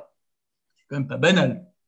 Israël, pays démocratique, a des gens, c'est un peu comme chez Oncle Donald, qui n'hésitent pas à l'occasion à menacer avec des armes à feu les forces armées. D'ailleurs, le parallèle n'est pas complètement anodin. Très bien. Donc, oui, changement politique, l'impact me paraît encore très incertain. Ce qui pourrait changer, c'est peut-être une évolution sur le dossier syrien. Est-ce que, si jamais il y a une solution politique que je ne vois pas encore à l'horizon qui débouchait, on pourrait, par contre, sur le plan régional, arriver assez vite à un accord sur le Yémen. Il ne faut pas oublier, je vais terminer là, que Zarif avait déclaré en février 2018 que le Yémen ne présentait aucun intérêt stratégique pour les Iraniens, ce qui veut dire que c'est facilement négociable, et ça, on le sait depuis longtemps. Ce qui peut changer également, c'est un basculement interne en Irak, où il y a une concurrence entre les deux blocs chiites, et où l'Iran est de plus en plus en position de faiblesse par rapport aux chiites qui sont hostiles autour de Sadr. Et il faut dire avec une défiance de la part du grand ayatollah Ali Sistani. Il faut surveiller l'histoire de l'Irak. L'Irak est quelque chose qu'il faut surveiller comme le lait sur le feu, car il peut se passer des choses. L'Irak, il ne faut pas oublier, il n'y a pas d'État. C'est un problème irakien. Il y a Daesh, mais surtout, il n'y a pas d'État. Il a été détruit. Oui. Très bien. Bon, alors, Patricia, qui a retrouvé son micro, peut nous parler. Est-ce que vous m'entendez là? Oui. Très bien. Très bien. Merci Michel de cet exposé formidable. Moi, voilà, je voulais poser la question évidemment de Bob Marley et de l'influence de Bob Marley, parce que paraît-il qu'il a l'oreille de Jack Sullivan, et ça, je pense que c'est très important. Oui. Et je me demandais s'il n'y avait pas dans cette histoire-là une histoire de bad guys et de good guys, c'est-à-dire que Anthony Blinken jouerait les bad guys et Sullivan et les good cops, oui. Voilà. Alors, ça, je crois que c'est. Il y a. Tout à l'heure, quand je disais que Biden est resté très succinct sur les intentions, ça, c'est bien que vous relanciez là-dessus, car finalement, je n'ai pas dit quelles étaient les hypothèses de ce silence. On ne peut pas supposer une seule seconde que Biden manque d'imagination. D'abord, il connaît Zarif par cœur. Il ne faut pas oublier que Zarif et ses deux vice-ministres des Vieux-Routiers étaient à la tête de la mission iranienne à l'ONU. Ils connaissent Biden par cœur quand il était président de la commission des affaires étrangères du Sénat. Ils se téléphonent. Donc, c'est des gens qui se connaissent par cœur. Et donc, je ne peux pas imaginer une seule seconde que Biden est resté à ce discours sec. Et je pense, Patricia, vous avez raison. Il n'est pas déraisonnable de penser deux choses. La première, c'est que Biden, qui héritait quand même d'un dossier épouvantable ou des dossiers épouvantables, ne veut pas découvrir ses cartes tout de suite. Il interdit à ses conseillers d'approcher la presse, sauf à des banalités que l'on a vues, etc. Répéter la même chose 10 fois sous une forme différente. La pauvre Jen Plasky, un job pas possible comme porte-parole, les prier de porter le moins de choses possible. Je suis d'accord avec vous, il y a très probablement une répartition des rôles de celui qui joue un peu le vilain méchant et l'autre, les gentils camarades qui va arranger tout. Du côté iranien, c'est peut-être aussi la même chose. Zarif Rouhani, le gouverneur de la Banque centrale, tous ces deux gens. Là, on a de nouveau, dans le périmètre occidental, on va arriver, Hossein Mousavian, le vieux porteur de messages iranien qui fait une tournée, qui va faire un webinar dans les 48 heures, donc qu'on va regarder de près. Donc, il y a les gentils, puis il y a le Majlis qui dit le 21 février, on va tout casser, etc. Les gardiens de la Révolution disent cet accord, mais le JCPOA, ça n'a aucun intérêt, enfin, ça fait un pour nous, etc. Donc, tout le monde a ses good cops et bad cops, et c'est très vrai, ça explique peut-être cette phase de tension où chacun aussi avance ses cartes maximales. Dans une négociation, on ne dit pas ce à quoi on va aboutir, on commence par dire je veux ça, on sait très bien qu'on obtiendra un quart, un dixième ou un peu plus, etc. Parfait. Ben, je voulais également vous poser une question sur le Qatar, parce que j'ai vu que oui. Le représentant diplomatique du Qatar était reçu à Téhéran aujourd'hui ou hier, oui. enfin, et je voulais savoir ce que vous pensiez ce que tu pensais. La position. Oui. Alors, le Qatar a fait partie du groupe des pays entre les médiateurs. Je dirais, il y a quelques mois, sa position aurait été plus difficile, mais maintenant qu'il y a eu, alors là, une tentative de rabibochage de façade avec les Saoudiens, ce n'est que de la façade. Et à peine l'encre sèche, ils ont très vite, les Qataris ont dit tout le mal qu'ils pensaient des Saoudiens et tout le bien qu'ils pensaient des Iraniens. Donc, les Qataris sont bien placés pour être aux côtés du Koweït, aux côtés d'Oman, des médiateurs ou des facilitateurs. Le Qatar, en plus, évidemment, peut également servir à Biden pour éventuellement renouer le dialogue qui se présente très, très mal avec la Turquie. puisque Biden et ses équipes ont une grosse dent contre Erdogan. Donc, on peut penser que le Qatar pourrait également jouer un rôle dans le dialogue avec les Turcs. Et donc, je suis tout à fait d'accord. En plus, le Qatar n'a pas d'autre choix que d'être bien avec les Iraniens, puisqu'ils partagent le même gisement gazier de North côté qatari et de Spars côté iranien. Et le fait qu'il y ait eu ce rabibochage de pure façade entre l'Arabie saoudite et le Qatar rend la posture du Qatar encore plus intéressante pour servir de facilitateur. Ok, merci Michel. Très bien. Très bien, merci beaucoup. Je donne la parole à Sandrine Richard. Bonjour. On ne voit pas. Non, j'ai un problème de caméra. Bon, d'accord. Nous vous entendons bien. Mais nous vous entendons. Super. En fait, j'aurais souhaité savoir une question très courte parce que je sais que le temps passe. Concernant en fait la place de la Russie, parce qu'on sait aujourd'hui que l'Iran et la Russie ont organisé des exercices dans l'océan Indien. Oui. Donc, bon, ça laisse présager des petites tensions qui pourraient augmenter avec les États-Unis. Mais j'aimerais savoir si pour vous, aujourd'hui, est-ce qu'il y a un intérêt en fait à rétablir la paix? Parce que tout le monde parle de paix, effectivement, avec l'Iran, de l'accord. Mais est-ce qu'en finalité, est-ce qu'il y a un réel intérêt pour, sans être trop naïf, mais on va parler des deux puissances, mais pour les États-Unis de vouloir rentrer dans un système de pacification avec l'Iran, vu les rapports de la Russie et des États-Unis depuis de longues années, donc cette guerre froide qui malgré tout continue, quoi qu'on en dise, ils en ont besoin pour faire vivre leur politique interne des deux bords, à mon avis. Donc, est-ce que la Russie aujourd'hui n'est pas plutôt, est-ce que c'est pas lui le pays qui pourrait effectivement peut-être pouvoir servir d'intermédiaire, ce qui à mon avis est déjà le cas, et pouvoir faire changer la donne dans le Moyen-Orient? C'est une question vraiment peut-être naïve que je me pose, mais… Non, c'est pas naïf, mais elle est d'autant moins naïve qu'elle est compliquée. Je vais essayer parce qu'elle présente plusieurs aspects. J'ai commencé à esquisser la posture russe vis-à-vis de l'Iran dans le cadre de l'accord nucléaire. Officiellement, il les soutient le bout de bras. En réalité, on se pose quelques questions. Est-ce que la Russie, c'est ce que là, elle commence à esquisser, a-t-elle vraiment envie que l'Iran puisse reprendre ses exportations de pétrole? Et il y a beaucoup de gens qui n'en sont pas convaincus. Ce n'est pas évident du tout. J'ai rappelé aussi que la Russie violentait un peu l'Iran en Syrie, où elle est en concurrence directe et en rapport de force plus favorable pour faire main basse sur ce qui reste l'économie syrienne. Bon, maintenant, la Russie peut jouer. Il ne faut pas oublier que la Russie a joué un rôle déterminant dont on ne parle pas assez dans la réussite ou la conclusion de l'accord nucléaire. Je n'hésite pas à dire, je l'ai dit, que d'une certaine façon, la Russie a offert à Obama le JCPOA sur un plateau d'argent. Qu'est-ce que je suis en train de vous raconter?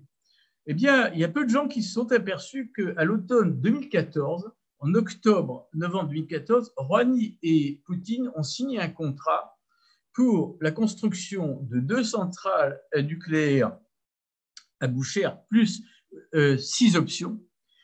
Mais ce sont les conditions de cet accord qui sont extrêmement éclairantes, d'autant plus qu'elles sont passées largement inaperçues. Les Russes construiraient ces usines, mais fourniraient le combustible et récupéreraient le combustible usagé. Ça présente une conséquence considérable par rapport à la prolifération nucléaire. Ça veut dire que tous les délires dont on nous a entretenus et dont on continue à nous entretenir, ce fait que les vilains iraniens ne pensent qu'à entasser de l'uranium pour fabriquer des bombinettes vilaines, ça ne tient pas pour ce qui s'agit des Russes, puisque à partir du moment où ils contrôlent l'entrée et la sortie du combustible, ça devient largement un non-sujet. Et tout ce dont on nous a balancé les oreilles, le breakout time, etc., ça a été pour amuser la galerie. Et lorsque ce contrat était signé on aurait pu s'attendre à ce que Obama pousse des grands cris, des hurlements. Comment ces salopards de Russes qui sont en train d'offrir la bombe, etc. Le truc aurait pu être écrit. Eh bien, Obama et les Américains sont restés muets comme des cartes. Et pourquoi? C'est parce que Moscou venait d'offrir à Washington un élément déterminant pour la conclusion de l'accord, c'était l'organisation des flux de combustible non usagés puis usagés, évacuation des combustibles usagés vers la Russie, puis plus tard vers le Kazakhstan, qui était destiné à devenir une banque nucléaire, etc. Pour revenir plus directement maintenant à votre question, la Russie a un rôle ambigu vis-à-vis de l'Iran pour une raison historique. Il ne faut jamais oublier, et les Iraniens ne l'oublient pas, qu'il y a un historique impérial douloureux entre la Russie et l'Iran, le fameux traité de Turkmenchai en 1828, où les troupes russes ont récupéré la moitié, plus de moitié de l'Azerbaïdjan. Et je peux vous dire qu'au jour d'aujourd'hui, dans la mémoire iranienne, c'est toujours vivace. Et quand les Russes font quelques chagrins aux Iraniens, on voit réapparaître partout dans la littérature iranienne, ah, Turkmenchai, les Russes recommencent, etc., etc. Donc, il y a, en plus, Poutine a très bien réussi à imposer aux Iraniens des conditions pour parvenir à un accord sur le partage des eaux de la Caspienne, malgré le vieux traité conclu avec l'Union soviétique et qui donnait une position plus favorable aux Iraniens. Et les Iraniens ont été obligés de manger leur turban, et là, évidemment. Et donc, en plus, dans les espèces d'échanges pétrole contre Dieu sait quoi entre la Russie et l'Iran, l'Iran ne reçoit pas de devise, il reçoit la marchandise, donc de barter. Donc, ça ne fait pas nécessairement son affaire. Et puis, on a vu que la Russie ne met pas tous ses œufs dans le même panier, elle courtise comme la Chine, l'Arabie saoudite, et ça ne fait pas que des heureux. Et on voit bien que les Russes ne sont pas des amis inconditionnels de l'Iran. Par contre, dernier point, les Russes, parce que ça les arrange, poussent l'Iran pour l'instant, ils ont statut d'observateur, à rentrer plein pot dans l'Union eurasiatique. Mais ça, c'est pour des raisons stratégiques qui ne visent pas d'ailleurs la partie Europe d'une politique, mais la partie caucasienne et d'Asie centrale, où il y a tout un redéploiement qui est stratégique en train de s'opérer avec les Russes, les Chinois, les Iraniens, avec la recombinaison de l'ensemble Iran, Pakistan et Afghanistan autour des deux ports autrefois concurrents de Gwadar, Pakistan, avec une base militaire chinoise, et Chabahar, iranien, en principe appuyé par les Indiens, mais comme les Indiens ont eu des pressions pour ne pas le financer, les Chinois sont en train de prendre le relais et ont offert aux Indiens de fournir des équipements, de financer des équipements portuaires pour le compte des Indiens. Donc là, on est dans un rebasculement stratégique majeur, et je dois dire que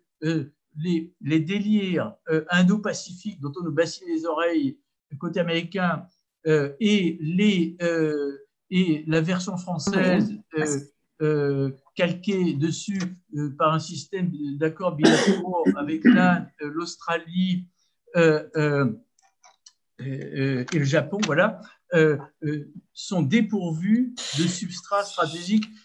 On ne peut pas prétendre par ce dispositif se focaliser uniquement sur la menace chinoise, alors qu'il y a tout un contexte local qui est infiniment plus compliqué. On ne peut pas réduire le problème de la zone à les vilains chinois nous menacent, il faut les contrer. C'est beaucoup plus compliqué.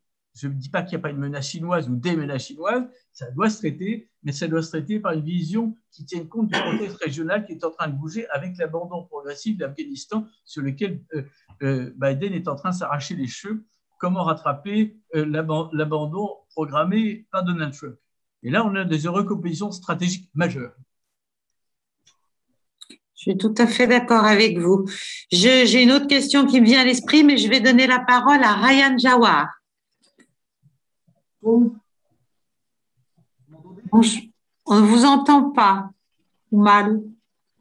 Vous m'entendez maintenant? Mal.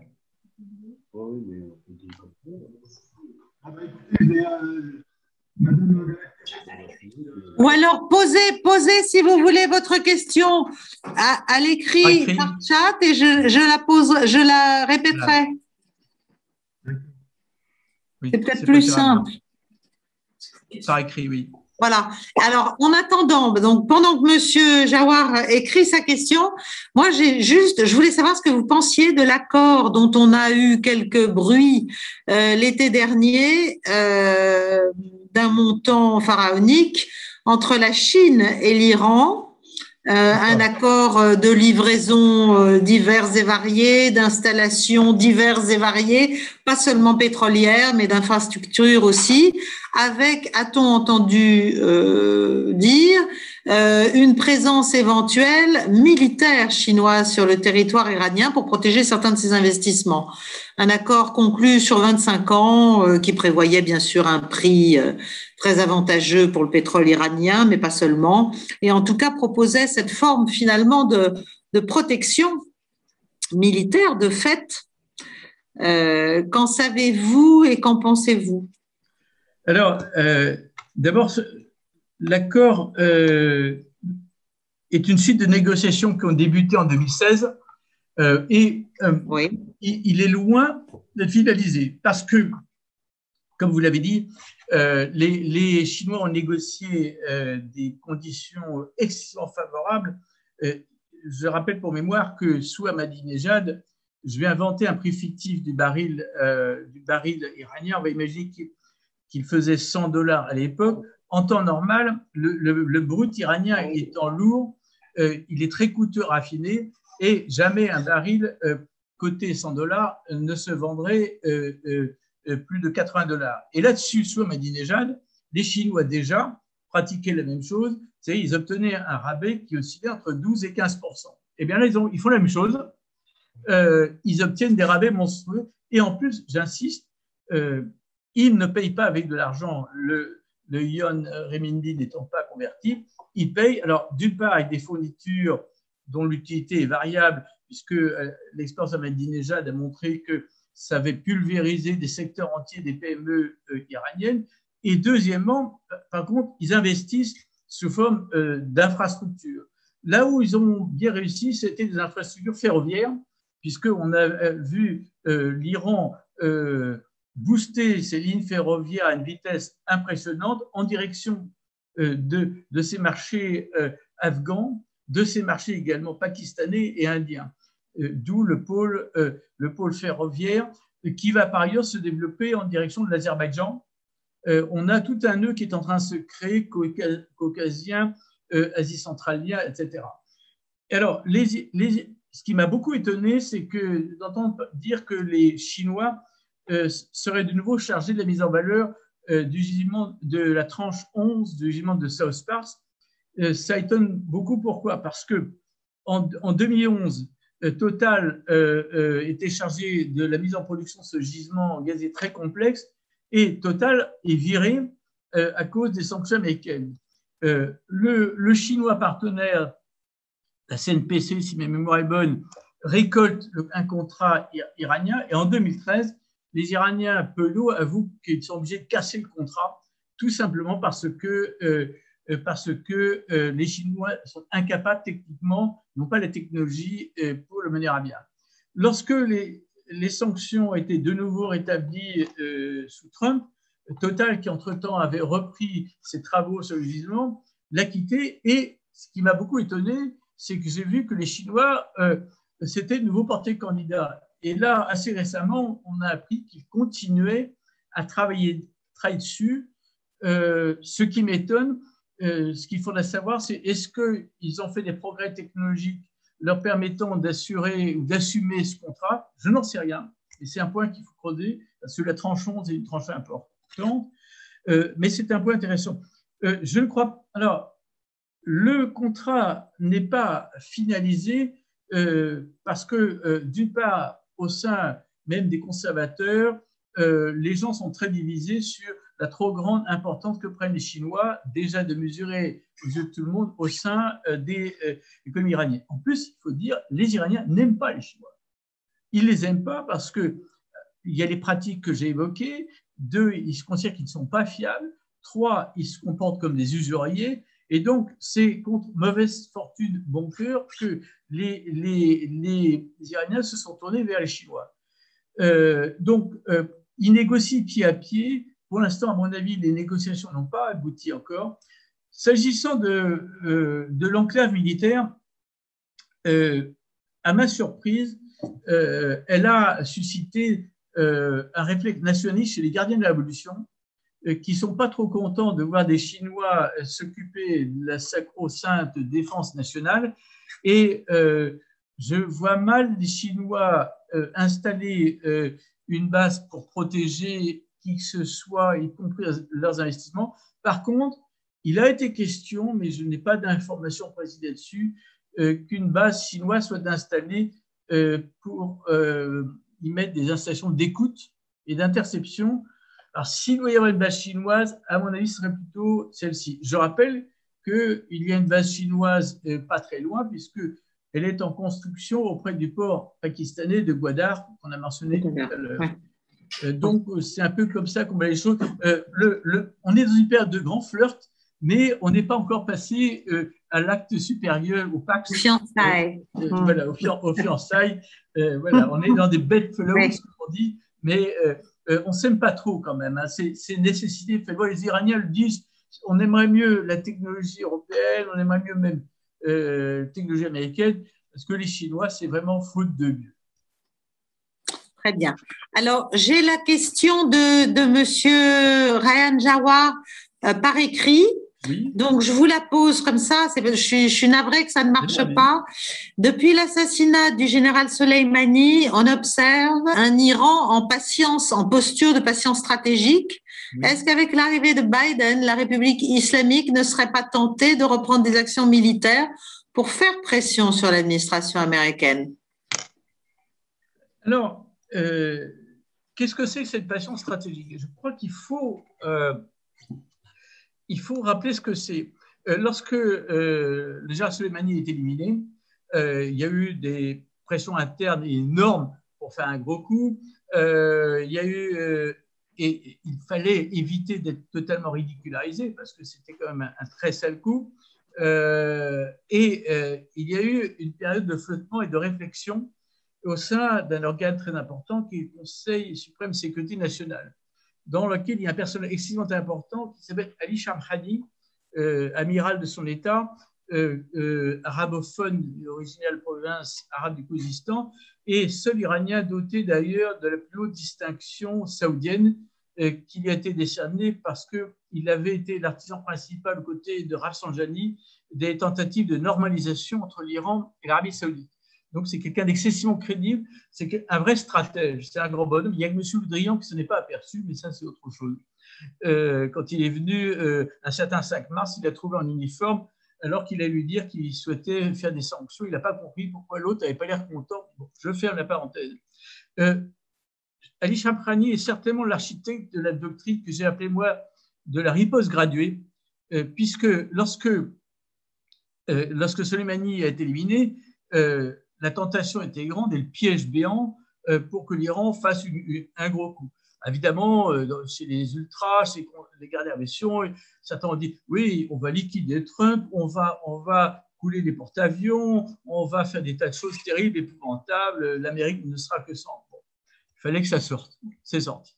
Mais la doctrine arrêtée était celle-ci, une riposte adéquate au niveau, le moment que l'on aura choisi et contre qui on aura choisi.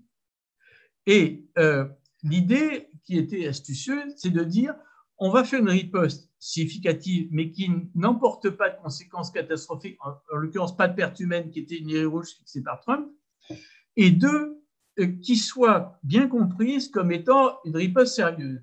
Et ça a consisté par cette frappe de missiles de croisière sur cette base américaine, où les Iraniens ont prévenu à l'avance et les Américains, vite, mettez-vous aux abris parce que ça ne va pas être tout à fait confortable, mais il n'y aura pas de mort et on va faire de gros dégâts. Et Trump a très bien compris. Il a bien compris que les Iraniens avaient annoncé, c'est un peu comme au bridge, une valeur du point très forte, une riposte apocalyptique menée à l'aide d'une frappe mesurée, localisée, maîtrisée. Eh bien, je pense qu'il n'y a pas de raison que l'Iran abandonne ceci, précisément parce que la tension émanant d'Israël est croissante. Ce n'est pas Biden qui pose problème.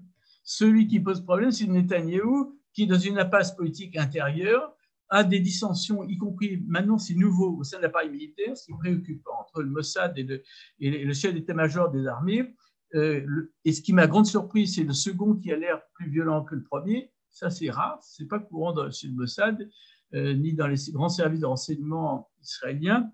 Et là, Netanyahou a déjà tenté d'entraîner, c'était en 2018, tout le monde dans une catastrophe en lançant des frappes contre des positions iraniennes en Syrie, avec espoir que le Hezbollah surréagirait, avec espoir que dans la foulée, les Iraniens réagiraient, et à ce moment-là, espoir que Netanyahou pourrait envoyer une frappe sur l'Iran en appelant Trump contraint et forcé au secours, car on ne pouvait pas laisser l'allié préféré aller au casse-pipe tout seul comme un grand.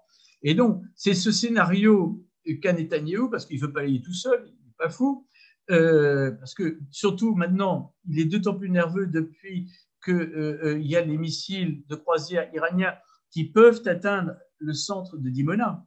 C'est ça qui rend très, très nerveux Israël. C'est que maintenant, il n'y a pas que Tel Aviv qui risque ou Eilat qui risque de se prendre un missile et éventuellement, en plus des drones, etc., par le cumul de l'effet frappe précise, saturation. C'est ça le cumul, les combinaisons qui est extrêmement dangereux. Les Israéliens sont très ennuyeux. Là, il y a un changement de paysage stratégique sur zone avec ceci pour leur centre. Donc, pour répondre à votre question, ce n'est pas l'arrivée de Biden qui pose problème, c'est la très, très grande inquiétude d'Israël face aux positions militaires iraniennes. Et d'ailleurs, les frappes qui ont été faites avaient vocation, et Moscou, je crois, appuyer, donner conseil aux Iraniens, un retrait d'un certain nombre de positions iraniennes stationnées en Syrie à la frontière irako-syrienne, ce qui n'a pas entièrement rassuré Israël, puisqu'on apprenait qu'entre-temps, ces personnels avaient reçu des missiles plus puissants et plus précis, peut-être pas les fameux missiles de croisière dont on vient parler, mais des choses quand même qui sont un peu plus que les roquettes qui tombent à 10 mètres des ambassades et cassent les vitres. Voilà. Parfait. Merci beaucoup de cette réponse. J'ai une autre question. L'Iran n'a-t-il pas besoin de se protéger? Oui, ça c'est une question assez légitime. Et les liens noués avec la Chine et la Russie sont une belle assurance contre d'éventuelles interventions extérieures s'il continue à développer son nucléaire militaire. Alors, c'est une question sans être une question, je dirais une assurance, non, certainement pas. Je pense par contre à la création de cette espèce de pôle dans la zone de l'océan Indien et qui peut déborder sur le large d'Oman, des Émirats arabes unis, etc., est un défi majeur pour les États-Unis, qui n'ont pas vu venir, ou du moins sous cette forme. Maintenant, je n'irai pas, premièrement, je ne crois pas que ce soit une assurance. Ça, je n'y crois pas. La Russie est d'ailleurs très opposée à ce que l'Iran se dote d'un arsenal nucléaire. Les dirigeants militaires russes le disent très clairement. Ce n'est pas question d'avoir une nouvelle puissance nucléaire à nos portes. Ça, c'est parfaitement clair. La Chine ne va pas, la Chine ne va pas donner d'assurance, mais la Chine je dirais, utilisera toute la panoplie des moyens, y compris soft, dont elle dispose pour développer des capacités nuisances. Imaginez par exemple que Biden, ce qui ne sera pas le cas, enquiquine sérieusement les Iraniens je pense que la mer de Chine, qui n'est pas d'un calme plat en ce moment, pourrait que la région de Hong Kong, la région de Taïwan, vous savez, on est dans des échiquiers où vous appuyez sur un bouton et surprenant, l'autre, il appuie sur un autre bouton. Alors peut-être que l'Iran se trouverait très contraint, mais peut-être que Taïwan se trouverait pas bien confortable. Là, le président Biden, d'ailleurs, qui doit s'en douter, a donné des réassurances récentes à Taïwan quant à sa défense.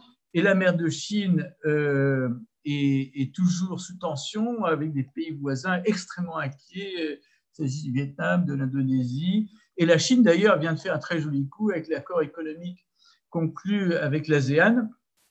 Et là, Biden est en train de réfléchir dardard à une possibilité de se rapprocher économiquement avec l'ASEAN, parce que là, les Chinois ont tiré le premier. Donc, les Chinois ne prendront pas de risques, mais ils ont des moyens qui peuvent être durs, mais des moyens aussi soft, de riposter face à une poussée de tension sur l'Iran.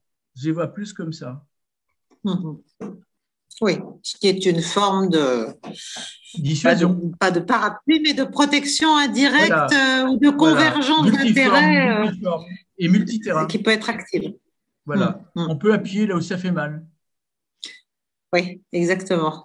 Ah ben, c'est un peu tout le jeu d'ailleurs. Tout le jeu international consiste à faire ça, à appuyer quelque part pour agir sur un autre dossier. Voilà. Très bien. Écoutez, je ne vois pas d'autres questions posées. Je vois beaucoup de remerciements pour votre intervention vraiment très brillante et très claire. Merci de votre question, votre indulgence. Non, mais c'était tout à fait passionnant. Mais je voulais vous remercier beaucoup d'avoir pris tout ce temps pour nous éclairer sur ces enjeux qui sont quand même très importants et dans lesquels il serait bon que la France trouve sa place, une place à sa mesure. En tout cas, je vous remercie encore. Merci à tous ceux qui étaient là et qui ont participé à notre discussion ou à notre débat, même de manière silencieuse. Et à très bientôt. La prochaine réunion, la prochaine conférence débat des mardis de Géopragma aura lieu le 16 mars.